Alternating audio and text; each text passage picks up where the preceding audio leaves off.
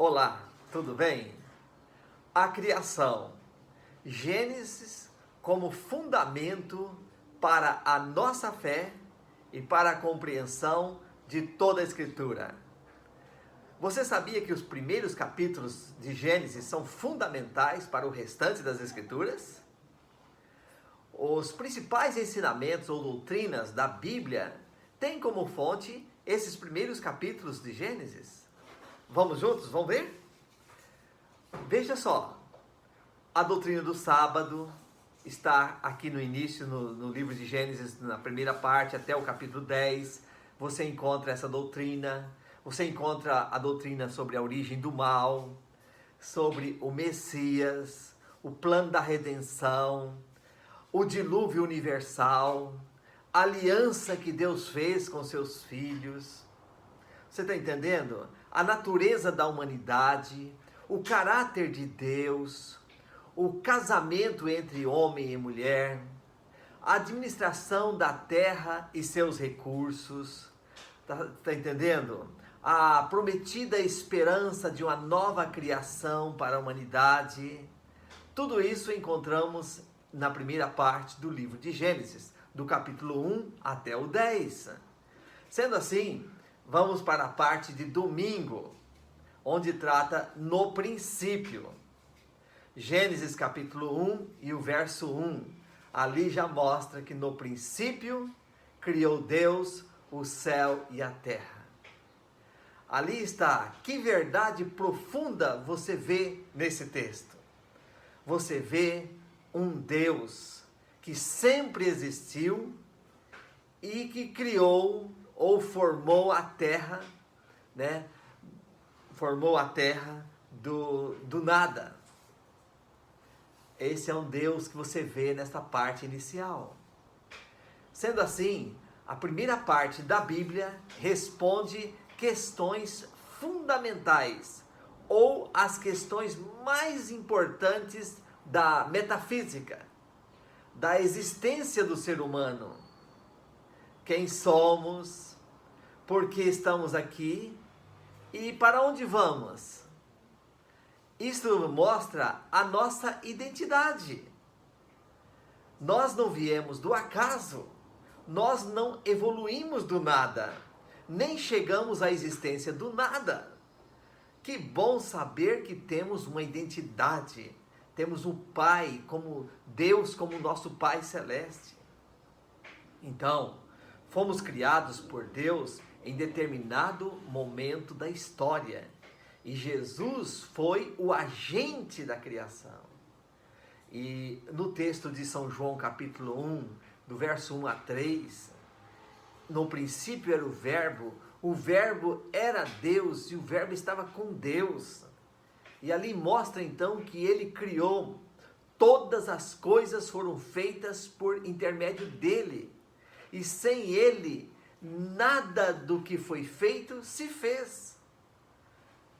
Que diferença faz saber que fomos criados por Deus? Faz diferença para a sua vida?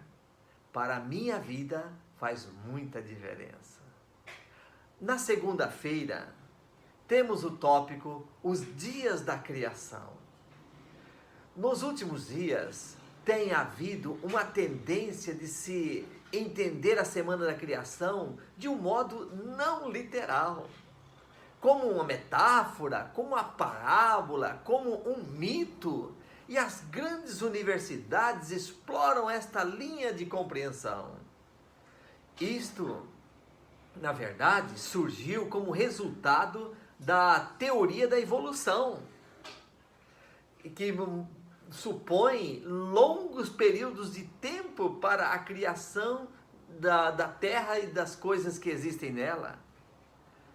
Mas já nos dias de Jesus, o próprio Cristo, em São João capítulo 11, verso 9, destaca: não são 12 as horas do dia? Então, já nos dias de Cristo existiam um dia como existe hoje, de 12 horas. Por outro lado, se a natureza, ou se um dia tem um longo período, equivale a um longo período, talvez de 1000 anos que seja, Será que as plantas que foram criadas num dia da semana suportaria um longo período sem ter a luz do sol? Um longo período de noite? Aí no caso, ou somente a um longo período da parte diurna? As plantas suportariam sem a fotossíntese? Esta é uma outra questão que os intérpretes da teoria da evolução não têm resposta. Agora, como o termo dia no hebraico tem sido utilizado nesse contexto? Tem sido utilizado como dia literal, como tarde e manhã. Sendo assim, a expressão dia foi usada no singular, Yahid, se fosse no hebraico, denotando, né, um significado único. Não é um dia com muitos dias. Você está entendendo? Então a natureza literal do dia foi tomada como certa quando Deus escreveu mais tarde os 10 mandamentos. Lá nos 10 mandamentos destacam ali a semana da criação, principalmente agora focando o 4º mandamento. O sábado, em 6 dias fez o Senhor os céus e a terra. E no 7º dia descansou, abençoou e santificou. Será que isso não corresponde ao tempo de hoje? A mesma coisa? Quantos dias tem a semana? E a segunda-feira já não é o 2º dia? Então a semana que foi mencionado lá nos 10 mandamentos é a mesma de hoje. E a mesma semana da criação estava ali sendo destacado ali ao descrever os 10 mandamentos pela própria mão de Deus. Tá bem assim? Vamos juntos? Está compreendendo? Agora vem um detalhe. Além da criação em Gênesis, temos a obra da recriação, da segunda vinda de Jesus. No livro de 1 Coríntios, capítulo 15, verso 52, Paulo destaca que quando Deus transformará o ser humano mortal para imortal, num momento, num abrir e fechar de olhos. Vem aqui um detalhe importante. Se Deus poderá fazer isto, transformar a obra da recriação em um momento, em um instante, Ele não pode ter feito isto, a obra da criação também, num instante? Ele falou e aconteceu? Eu prefiro acreditar no que está em Gênesis, na obra da criação como está ali e de forma literal. E você, que pensa disto? Vamos para frente, vamos para agora o sábado e a criação. Na terça-feira, destaca o sábado tendo recebido fortes ataques da sociedade secular contemporânea e da comunidade científica. Mas a pergunta é, como a compreensão da semana da criação está ligada ao 4º mandamento?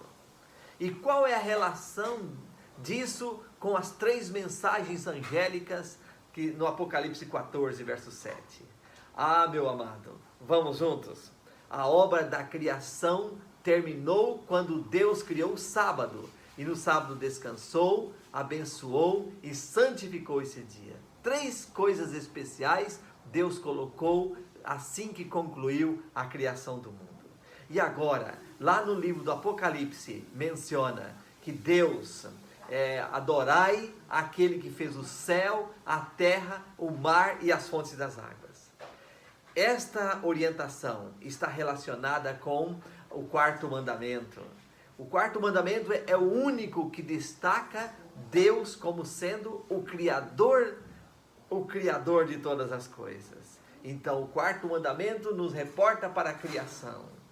E o 4º mandamento também nos mostra lá para frente para a necessidade de adorar quem fez o céu, a terra, o mar e todas as coisas.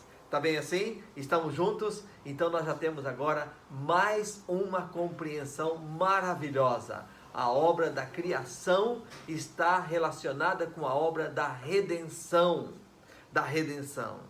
E nós temos então o sábado fazendo esta ponte, né? O dia em que Deus separou para guardar. Vamos para frente? A criação e o casamento é o tópico de quarta-feira. Você sabia que nas últimas décadas enormes mudanças têm havido na sociedade e em governos, né, concernente à definição do casamento? Muitas nações aprovam o casamento entre pessoas do mesmo sexo, derrubam leis que protegiam a estrutura familiar conforme o modelo original de Deus. Você sabia disso? Exatamente. Em Gênesis capítulo 1, versos 26 a 28, Deus ensinou o seu ideal para o casamento. E no Novo Testamento, Jesus mostrou a natureza e a santidade da vida de um casal. Porém, Romanos capítulo 1, verso 26 e 27, Paulo destaca que os homens mudaram o seu modo natural de ter suas relações íntimas. E eles então receberiam em si mesmos a merecida punição de seus erros. Também, voltando lá para Levítico capítulo 20, verso 13, Moisés já deixou as instruções bem claras. Foi ou não foi? Se um homem se deitar com outro homem, seriam mortos. Então, o relacionamento mútuo e a procriação só deveriam existir e só devem existir em uma relação heterossexual dentro do casamento. É assim que destaca o tema de quarta-feira. Indo para a quinta-feira, nós vemos a criação, a queda e a cruz. Há como relacionar? Sim. O que aconteceu com a criação perfeita de Deus? Tornou-se corrompida, obviamente, pelo pecado. E Deus declarou que tudo o que ele havia criado era muito bom. Era muito bom. Não existia nenhuma mancha de pecado ou sombra de morte que desfigurava a linda criação de Deus. Diz Ellen White, em Patriarcas e Profetas, página 47. Na verdade, Satanás prometeu a Eva grande conhecimento e que ela seria como Deus. E assim houve o engano e veio a desobediência e veio em consequência a morte.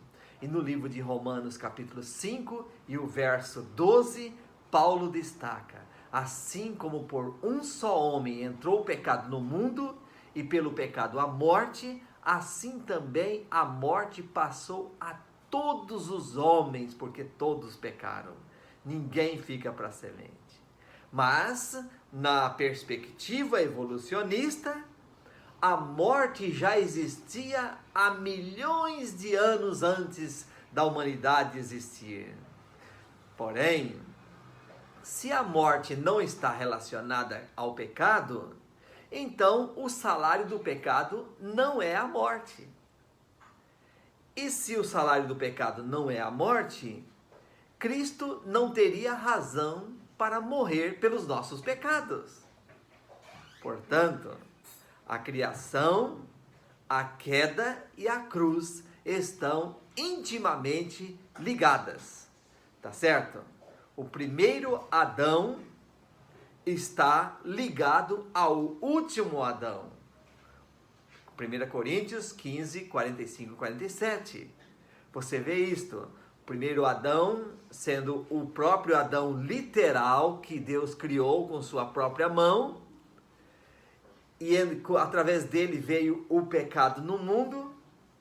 E o último Adão representando, e a Bíblia destaca que é o próprio Jesus, que veio, ofereceu a sua vida para resgatar a todos os pecadores que o aceitarem. Não vale a pena nós colocarmos em nosso coração o desejo de compreender mais e viver esses ensinos que constam nos primeiros capítulos do Gênesis e ter uma convicção de que ali está escrito algo fundamental, literal, para nós fortalecermos e fundamentarmos a nossa fé nesses últimos dias? Que Deus abençoe a você e a mim também, para que possamos compreender mais e mais os maravilhosos ensinos da Palavra de Deus. E na próxima semana voltaremos recapitulando o tema A Bíblia como História. Até lá!